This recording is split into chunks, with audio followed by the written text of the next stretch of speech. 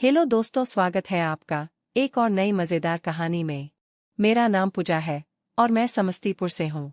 मैं एक दुबली पतली सी लड़की हूँ। मेरी उम्र इस कहानी में 19 वर्ष की है। मैं दिखने में सुंदर और गोरी हूँ। यह बात साल 2020 की है। जून का महीना था और छुट्टियां चल रही थीं।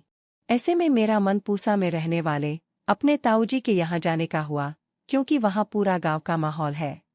खेत हैं और आम लीची के पेड़ों की भरमार है वहाँ। मेरे कहने पर पापा ने मुझे वहाँ पहुँचा दिया और बोल दिया कि जब वापस आना होगा तो ताऊजी या भैया लोग के साथ आ जाना। तो मैंने कहा, ठीक है, मैं बता दूंगी जब मुझे आना होगा। तो इसके बाद पापा वहाँ से वापस समस्तीपुर लौट आए। उस दिन ताऊजी, ताईजी और दोनों भैया से मेरी खूब बातें हुई। बहुत अच्छा लग रहा था ऐसे माहौल में। इसके बाद शाम को दोनों भैया और मैं खेत में घूमने गए।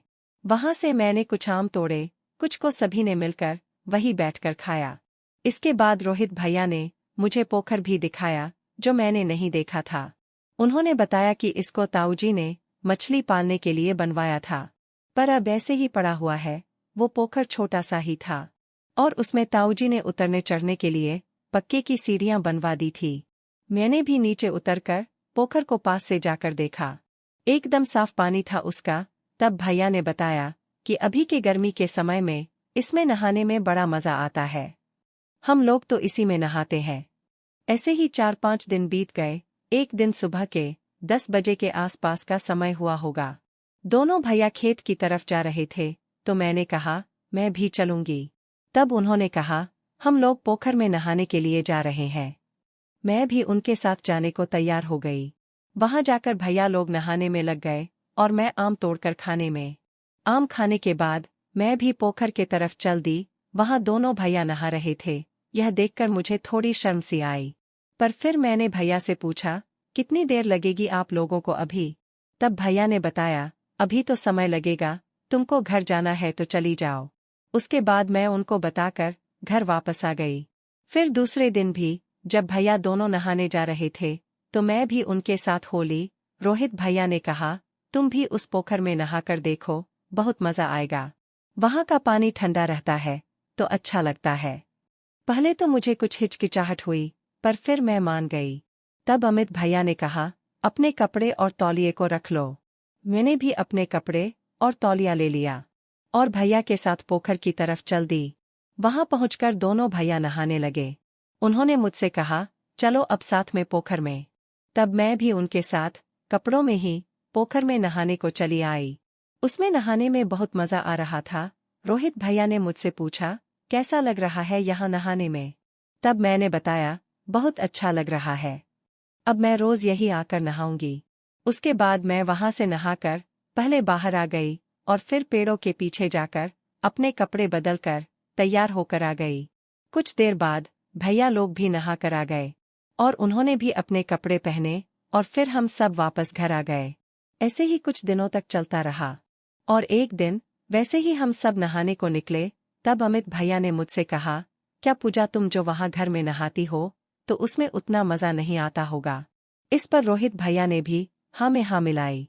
तब मैं बोली, तो मैं क्या करूं? इस पर रोहित भैया बोले, तुम भी हमारे साथ होकर नहाओ, ज्यादा अच्छा लगेगा तुमको। जिसके बाद हम तीनों पोखर के तरफ नहाने को आ गए। वहां पहुंचकर भैया दोनों पास में आ गए।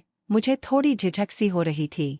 इस पर रोहित भैया ने बोला, पूजा, अगर तुमको मन नहीं है तो जहां ठीक लगता है वहीं नहाओ। तब मैंने कहा, नहीं भैया, ऐसी बात नहीं है। इस पर अमित भैया बोले, देखो अब कितनी अच्छी दिख रही हो, चलो अब नहाने। उसके बाद हम तीनों नहाने पोखर में आ गए। वैसे ही 2-4 दिन निकल गए। फिर एक दिन हम तीनों नहाने पोखर में आए। तब रोहित भैया ने बोला, पूजा, तुमने कभी क्रिकेट का मस्त वाला खेल खेली है?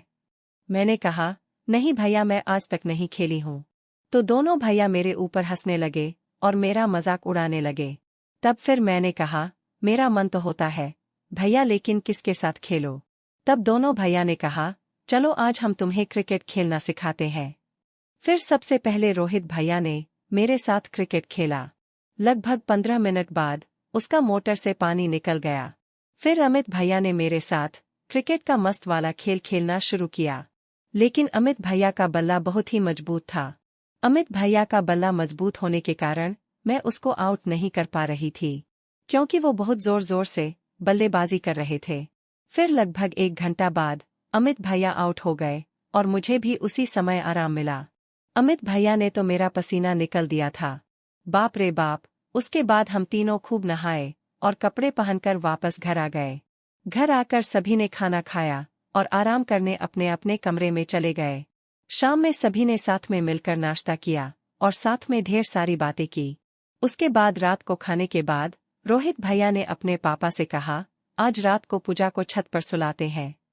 वह ऐसे कभी खुली छत पर नहीं सोई होगी तो उसको अच्छा लगेगा। इस पर अंकल मान गए और बोले, पर उसको अकेले मत सोने देना, तुम लोग भी अपना बिस्तर ऊपर लगा लो। तो इस पर रोहित भैया बहुत खुश हुए। फिर दोनों भैया ने मिलकर छत पर बिस्तर तैयार कर दिया। उसके बाद सभी सोने चले गए और हम तीनों छत पर सोने आ गए।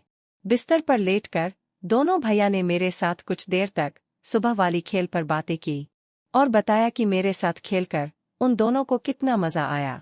उसके बाद फिर से दोनों भैया मेरे पास आ गए और मेरे साथ खेलने लगे। देखते देखते दोनों ने मिलकर मुझे फिर से नानी याद दिला दिया। करीब 15 मिनट तक खेलने के बाद मैं और रोहित भैया दोनों शांत हो गए। उसके बाद दूसरे दिन रोज की तरह हम तीनों नहाने के लिए पोखर की तरफ आ गए। वहां अमित भैया बोले, पूजा, चलो आज कुछ अलग करते हैं। मैंने कहा, अलग में क्या भैया? उन्होंने बताया, तुम चलो तो सही, सब पता चल जाएगा। वे दोनों मुझे बगीचे में लेकर आ गए और बोले, यहाँ हम तुम्हारा कुछ फोटो शूट करेंगे। जो अलग अलग पोज में होगा, पोज हम बताएंगे कि कैसे और क्या देना है। बस तुम वैसी करती जाना जैसा हम बोलेंगे। इस पर भी मैं तैयार हो गई। उसके बाद अमित भैया ने मुझे सीधी खड़ी रहने को कहा और मेरा एक फोटो खींच लिया। फिर वे मुझसे बोले, दुपट्टा हटाकर अपने हाथ में ले लो। मैंने वैसा ही किया। फिर भैया ने बहुत सारी पोज में मेरा फोटो भी ले लिया। इसके बाद भैया ने कहा, अब बस हो गया, इतना ही काफी है। तब मैंने पूछा, भैया इन सब फोटो का आप क्या करोगे? भैया ने बताया, जब तुम चली जाओगी तब हम दोनों तुम्हारी इन्हीं फोटो सबको देखकर तुमको याद करेंगे, इसलिए ये सब फोटो लिए हैं। मैं बोली, ठीक है भैया, पर ये सब फोटो ठीक से रखिएगा, कोई देखे ना। इस पर उन्होंने कहा, हम इसको लॉक लगाकर संभाल कर रखेंगे, कोई नहीं देख पाएगा। उसके बाद फिर हम तीनों नहाने और के लिए पोखर में आ गए और रोज की तरह क्रिकेट का मस्त वाला खेल चालू कर दिया। और मैं वहां जब तक रुकी, दोनों भैया ने मेरे साथ रोज क्रिकेट खेला। तो दोस्तों, कैसी लगी आपको ये कहानी? कमेंट करके ज़रूर बताएं और ऐसी ही मज़ेदार कहानी सुनने के लिए चैनल को सब्सक्राइब करें। धन्यवाद।